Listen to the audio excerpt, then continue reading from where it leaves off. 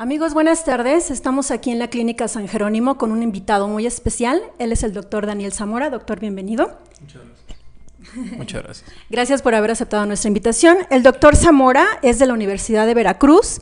Tiene especialidad en cirugía general en el Instituto Nacional de Ciencias Médicas y Nutrición Salvador Subirán, así como cirugía hepatopancreatobiliar en el mismo hospital. Posteriormente tiene varios estudios de posgrado. Actualmente trabaja en el Hospital de Chihuahua realizando trasplantes, pero con una modalidad bastante novedosa, que son trasplantes en donador vivo, y para ello vamos a presentar al doctor para que nos platique. Buenas tardes, doctor, ¿cómo está? Muy bien, muchas gracias por la invitación. Al contrario, mil gracias. ¿Quiere contarnos en qué consiste esto del trasplante en donador vivo?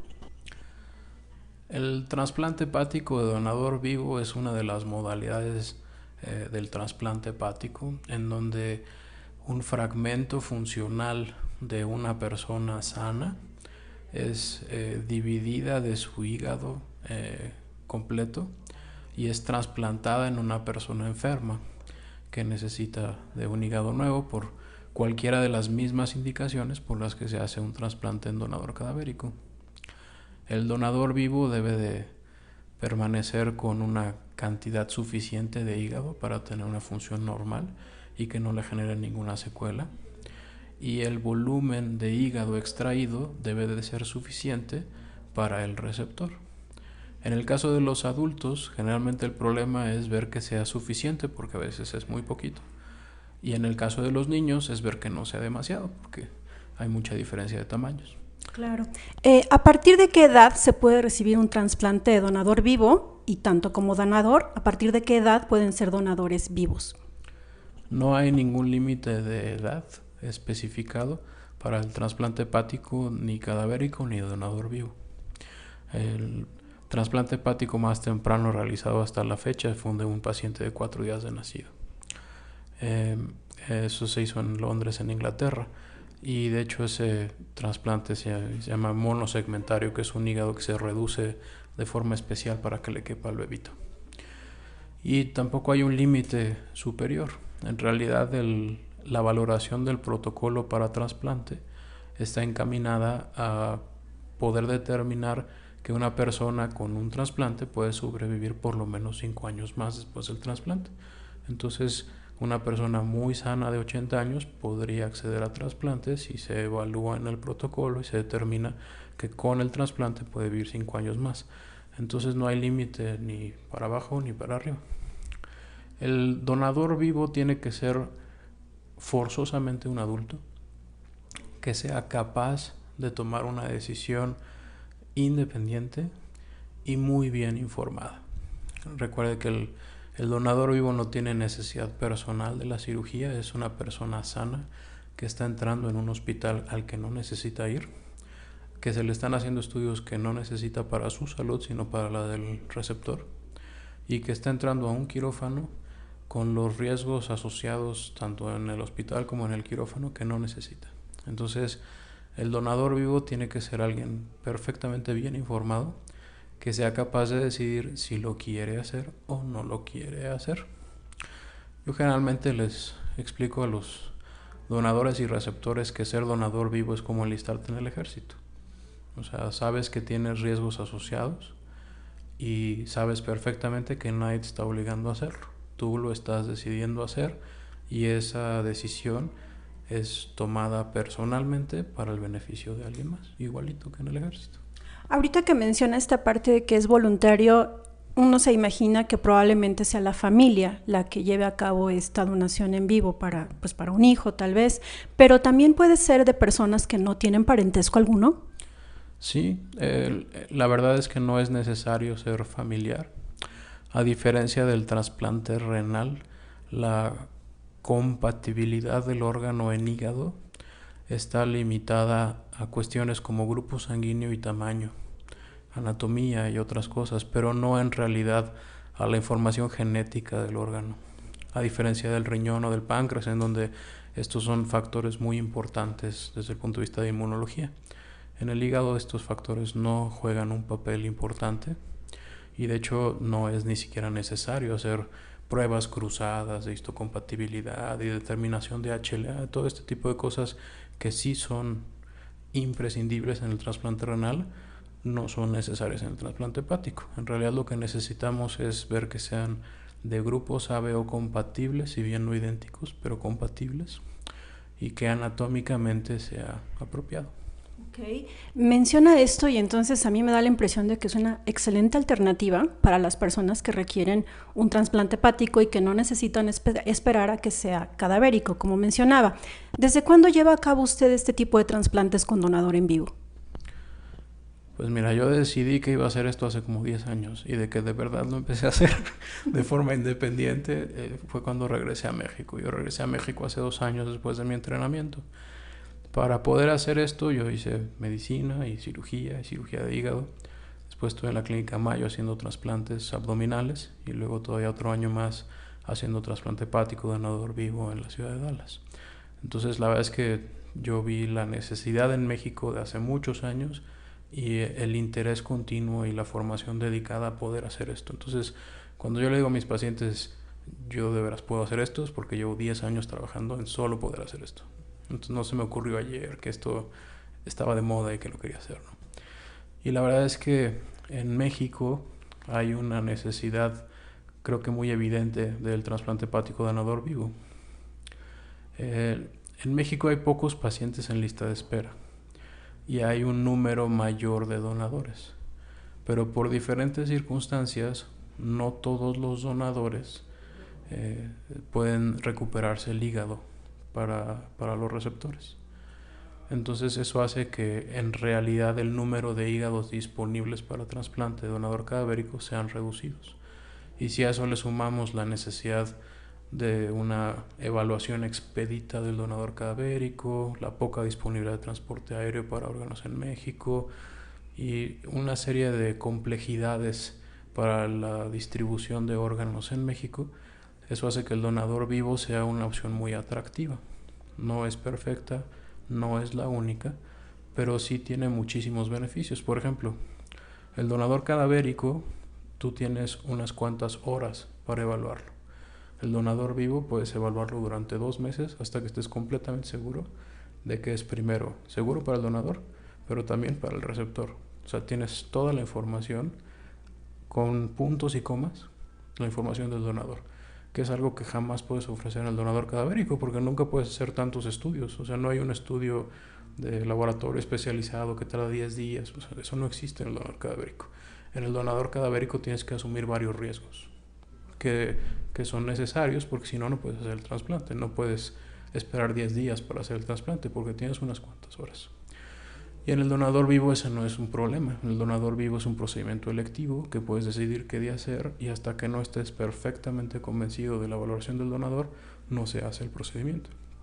Ese es un beneficio para el donador y para el receptor. Cuando le digo esto a la gente, generalmente me preguntan, ¿pero por qué eso es un beneficio para el donador?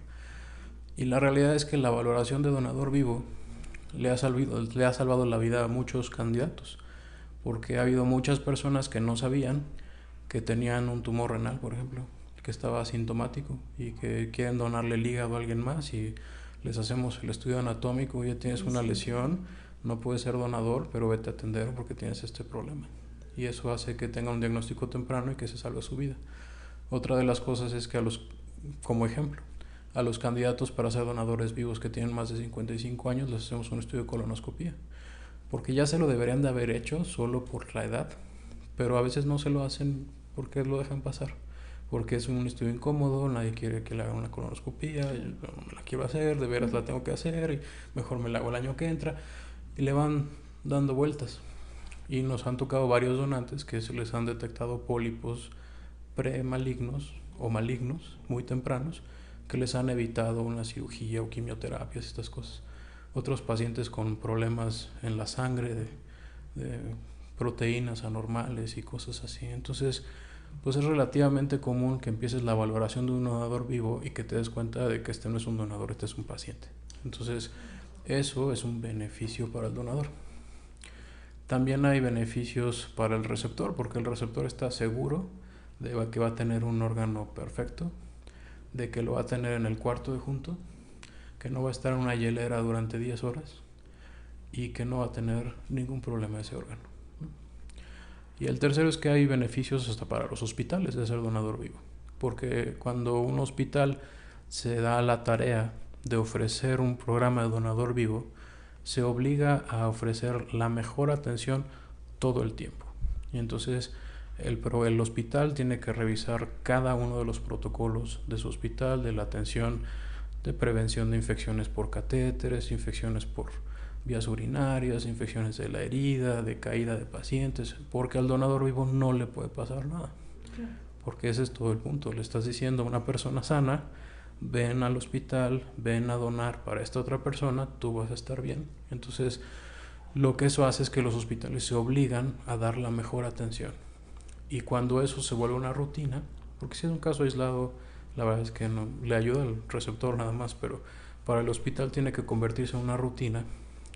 Y entonces eso hace que la misma práctica buena de la atención a los donadores vivos que se da en los hospitales se extienda a otros pacientes que también necesitan la misma cirugía, pero por tumores, por cáncer o por otras cosas, y de ahí eso se extiende a todos los otros pacientes. Y entonces el nivel de calidad de atención de los hospitales mejora por tener un programa de donador vivo de hígado.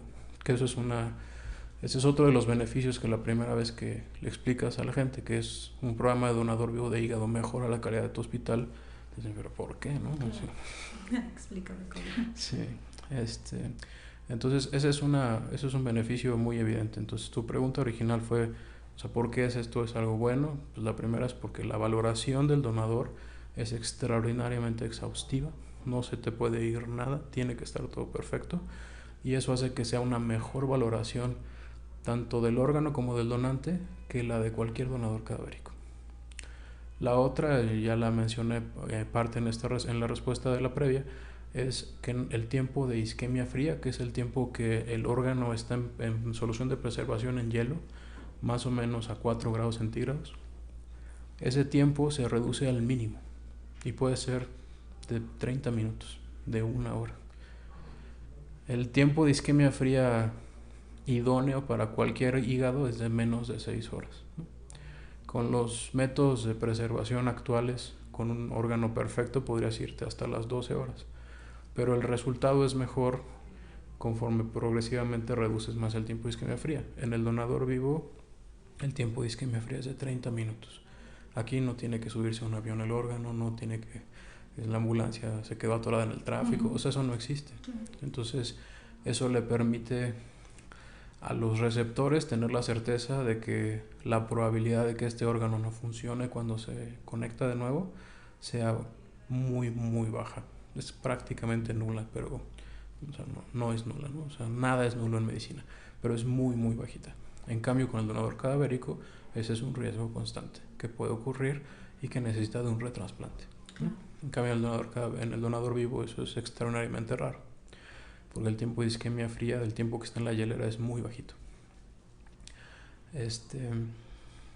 El otro beneficio es que el trasplante hepático donador vivo se hace a un día y a 1 hora.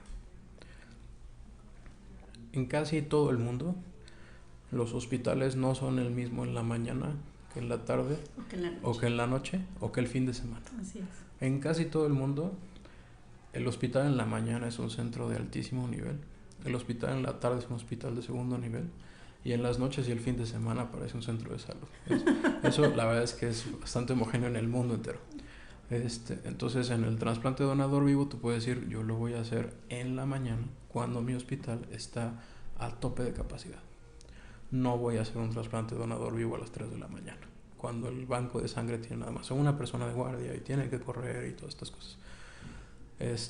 Entonces, ese es un beneficio muy, muy evidente del donador vivo, además de la calidad del injerto.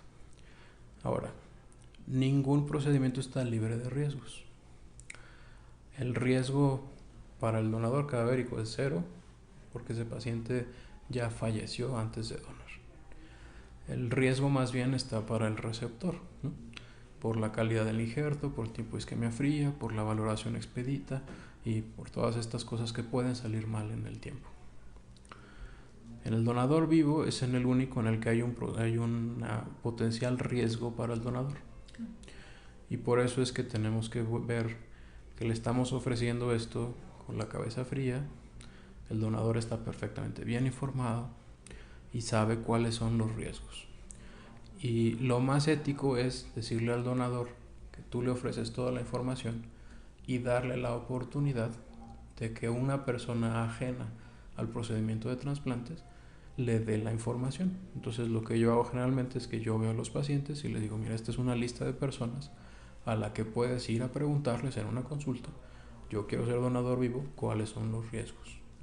Para que alguien que no sea yo, que soy el que los va a operar, les diga, los riesgos son estos, estos y estos, y la probabilidad es esta y esta y esta.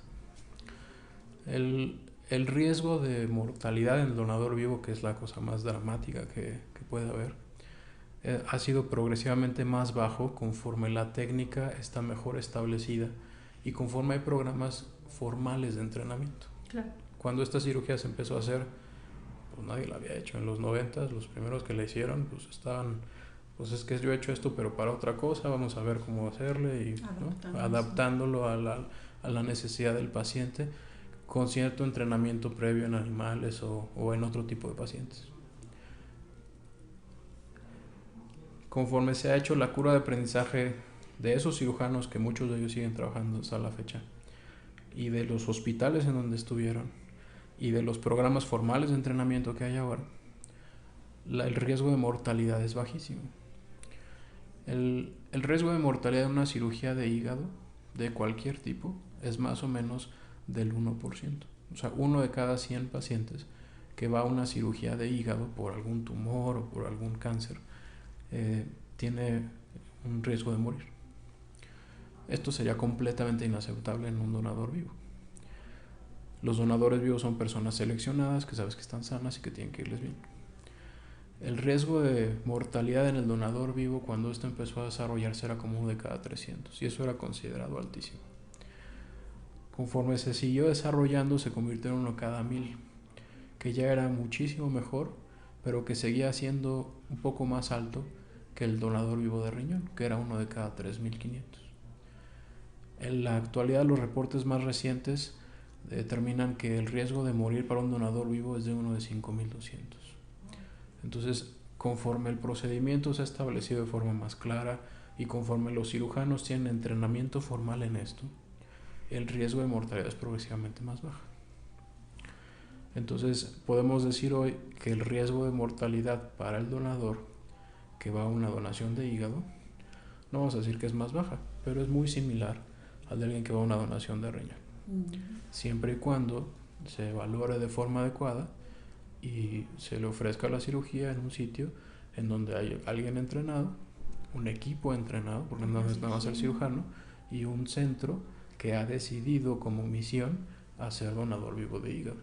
O sea, esto no se puede improvisar, o sea, no puedes estar haciendo el primer caso en todos los hospitales y por todo el país haciendo casos. O sea, tienes que ser un centro en donde esto se haga y donde haya un programa que se repite y se le ofrece con seguridad a las personas. Entonces, ese es el riesgo, evidentemente, el más importante y el primero que hay que explicarle a los potenciales donadores, que hay un riesgo medible de muerte. Y que este riesgo es hoy igual o más bajo que el de la donación viva de riñón, que pasa todos los días en México. Claro, ya es algo común. México es en la actualidad un país modelo en donación viva de riñón. Hay hospitales en México que hacen 300 trasplantes renales de donador vivo en un año. Entonces, en realidad esto no es novedad en el país. Pero el trasplante hepático donador vivo pues ha sido satanizado por ese riesgo. Y hoy sabemos que el riesgo de la cirugía es igual o más bajo que la de riñón. Y algo que yo le explico a los pacientes e incluso a los demás médicos es que a mí me da más nerviosismo la donación viva de riñón que la donación viva de hígado. ¿Por qué? Porque la función renal se basa en una cantidad de estructuras que se llaman nefronas. Entonces, cuando tú haces una donación viva de riñón, le quitas la mitad de esas nefronas y el donador se queda con la mitad y se queda con esa mitad. O sea, esa mitad crece un poquito y del 50% se puede recuperar hasta un 85%, pero no regresa al 100%. Nunca. y esas nefronas no se incrementan el número, sino que siguen siendo la mitad de las nefronas, pero las nefronas son más grandes. Se llama hipertrofia. Y en el hígado no pasa eso. En el hígado tú le quitas un porcentaje del hígado al donador y el hígado del donador crece hasta recuperar el 100% de su hígado. Entonces, en el donador vivo de hígado, si no tienes ningún problema a corto plazo después de la cirugía, pues a largo plazo la persona va a estar bien. En el donador vivo de riñón tienes que estudiar muy bien a las personas, porque aunque no tengas una complicación a corto plazo, pues tienes un incremento en el riesgo medible de tener enfermedad renal a largo plazo y de necesitar después un trasplante renal. Entonces, si haces bien la valoración del donador vivo de riñón, eso no debería de pasar, pero es igual que la mortalidad, es un riesgo medible. Siempre les digo que cuando se imaginan uno de 5,200, pues te imaginas 5,200 monedas de $1 y dices, una de esas puede ser esa, ¿no? Entonces, pues no, sí es muy bajito, pero de todos modos es medible. Claro. O sea, no es un riesgo nulo. Claro. Entonces siempre le explico eso a los pacientes. La cirugía, además de tener riesgo de mortalidad, tiene riesgo de complicaciones, como cualquier procedimiento quirúrgico de cualquier tipo. Y en el caso del donador vivo, la complicación más común en realidad es problemas locales de la herida, sobre todo fuga de líquido que se llama seroma, le pasa a muchos. La mayoría de los donadores dice que se siente muy agotado después de la cirugía. La mayoría solo quiere irse a acostar y ver la tele, no quieren hacer otra cosa.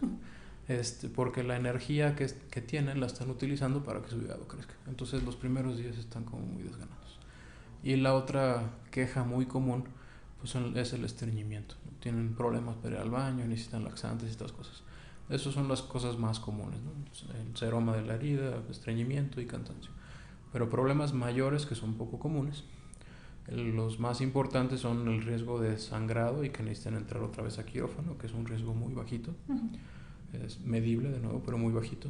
Y otro riesgo un poquito más alto, que es del 8% de problemas biliares. Cuando se divide el hígado, también se divide la vía biliar que va en el hígado. Entonces se tiene que cerrar la vía biliar que se queda en el donador. Y esa vía biliar puede tener una fuga y puede necesitar pues de antibióticos o de un drenaje o de una endoscopía para hacer algo que se llama CEPRE, que es descomprimir la vía biliar con un popotito. Así es. O puede necesitar algún tratamiento de ese tipo. La verdad es que los donadores de hígado del lateral izquierdo, que es el que se hace para pacientes pediátricos, la verdad es que en mi experiencia nunca he tenido un problema biliar. Pero en los hígados de donador derecho es donde sí puedes tener un poquito más de problemas biliares, porque con frecuencia hay conductos muy chiquitos que no ves y que pueden tener una fuga después. Entonces, ahí sí en mi experiencia he tenido algún caso así, ¿no? Y en la literatura está descrito que el riesgo de fuga es alrededor del 8%. Por eso es que le dejamos a todos los donadores un drenaje, porque la mayoría de las veces, más de 2/3 partes de los casos, se puede resolver con el puro drenaje que se dejas en la cirugía y no necesitas otro tratamiento. Más o menos 1 de cada 10 pacientes con fugas biliares van a necesitar ir a quirófano de nuevo, y el porcentaje que queda pues va a necesitar una endoscopía, una punción, un drenaje o alguna cosa. Esa es como complicación mayor, pues la que más preocupa. El riesgo de complicaciones en los donadores vivos se incrementa conforme se incrementa el porcentaje de hígado que se retira.